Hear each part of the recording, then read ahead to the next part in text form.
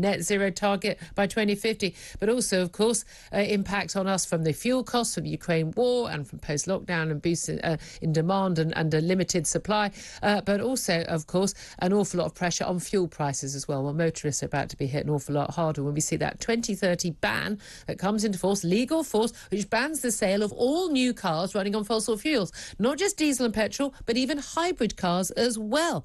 Well, Craig Mackinlay is a Conservative MP and chair of the Net Zero Scrutiny Group of MPs in the House of Commons, and he is among those calling on the government to scrap that ban. Good morning to you, Craig. Morning, Julia. How are you? Thank you very well indeed. Thank you very much for joining us. I mean, I'm very well on a day of an awful lot of rather worrying economic news, and I'd like to come to that because that ties in very much to what we're talking about.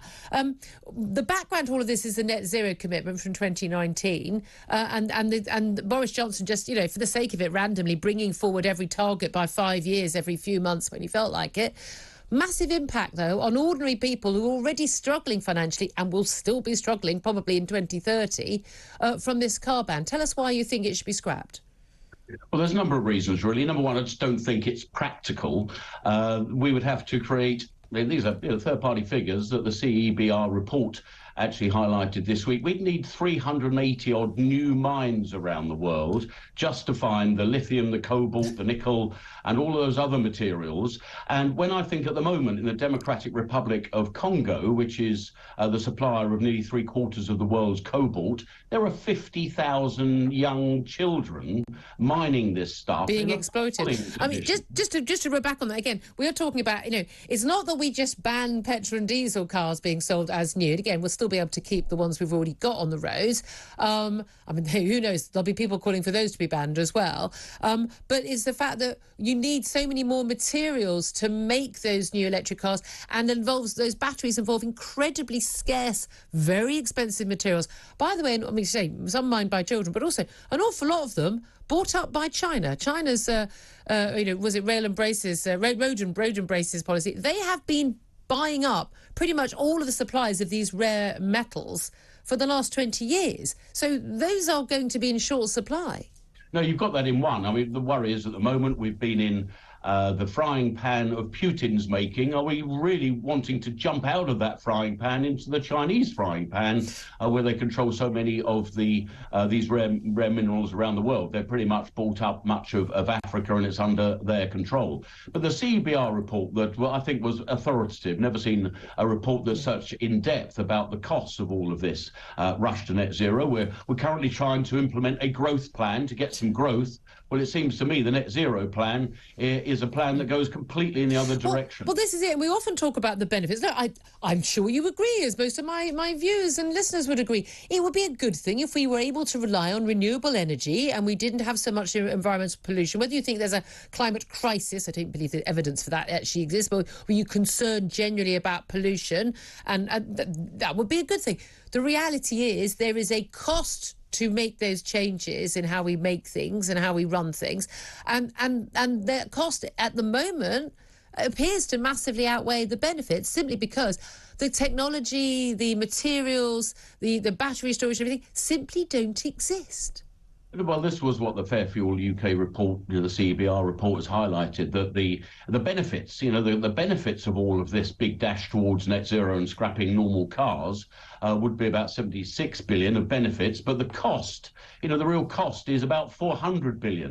And then you add on to that the cost of decarbonising homes, which could be anything $1 trillion plus. And creating the new electrical infrastructure of new wind farms and all the rest of it, based on copper that needs to be mined and all of the rest of it. And I always say at the end of this, and by the way, we only produce 1% of global CO2 and China produces 30% and is not stopping in its production of new coal mines. So the perversity is we're buying, jolly old solar panels, batteries. Just going to say. And it's going to be produced on the back of Chinese coal at tuppence a kilowatt hour. This is all to do with energy costs, because the route we're going, we will be driving offshore any energy intensive business that we have. Absolutely, and again, and we're driving it, I'm sure, to where it's yes, clean, but our numbers will look really good, Craig, and then we can go along to international summits and pat ourselves on the back as more and more people are out of work here. We just moved to a service economy. We're all just going to be working in, in Flamingo Land. That's all the only jobs we're going to have. But this is the thing, it's so short term, isn't it? And again, this is not saying, we shouldn't go greener. That would be great. But of course, even if we were going to have to move miraculously to all electric cars, that will involve also having huge amounts of nuclear power stations and backup, gas power stations to actually back up the grid when the sun doesn't shine and when the wind doesn't blow. If I hear one more time someone saying to me, but battery storage will improve, I've yet to speak to a single expert, even the most devout eco-activist electricity expert, who thinks that in the next 20 years we are going to suddenly have the battery storage that we would need for every car and every bit of our fuel to be run based on renewables. Well, I think you've hit the fact there. Our overall energy use, only about a third of it is electricity. You've got another third is, thereabouts is petrol and diesel in our fuel tanks, and the other third is gas to heat our homes. So if you're trying to replace all of that with electrical power and then produce even more than you really need on any daily basis, because you've got to store a lot for the days when the wind doesn't blow and the sun doesn't shine, you are into costs which are not even eye-watering. I don't think there's enough zeros on a calculator to do it.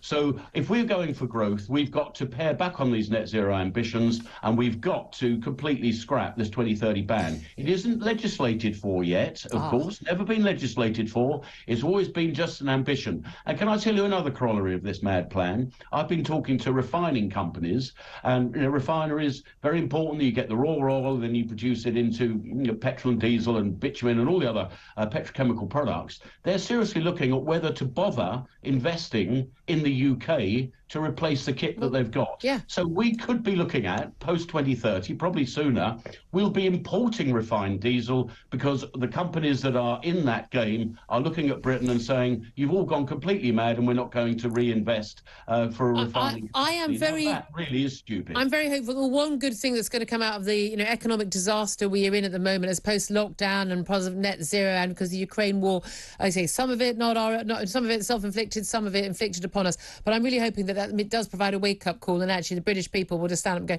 oh, for goodness sake, this is the elites, chattering classes stuff, and it doesn't actually, once it hits reality, it doesn't actually bear notice. Just finally, quick reaction for you in terms of the latest economic news.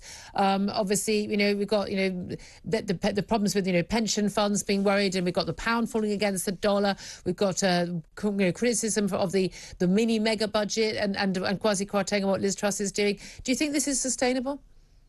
Well, I do. I mean, what caused the market spooky, in my view, was the potential unlimited amount of support for energy prices, where we've capped the price for businesses and consumers, and there's no upside. If prices of gas and everything else went really, really mad, which I don't think is going to happen, I think there has been some softening in the market, then the liability on the government, the taxpayer, could have been potentially unlimited. Now, that caused the spooking. If you're really telling me that reducing the highest rate of tax from 45p to 40p at £2 billion caused the loss of value of the Swedish krona, I think that is for the birds. Fair enough. Craig Mackinlay, Conservative MP, Chair of the Net Zero Scrutiny Group. Always so good to talk to you, mate. Thank you very much.